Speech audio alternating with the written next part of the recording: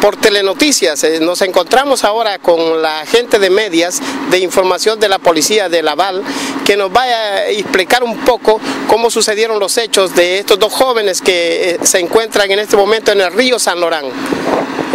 Comment vous nous pouvez expliquer un peu comment avait arrivé cette affaire de les deux garçons qui sont dans l'eau présentement?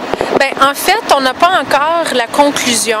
Ce qui est possible, c'est qu'il y a eu une sortie de route du boulevard des Laurentides qui a fait en sorte que leur véhicule est plongé dans la rivière des Prairies.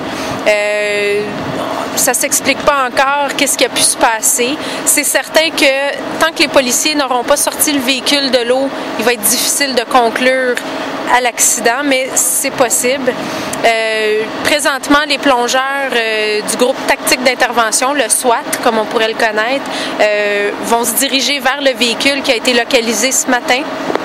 Ils vont essayer de voir s'il y a la présence des deux corps de disparus à l'intérieur du véhicule.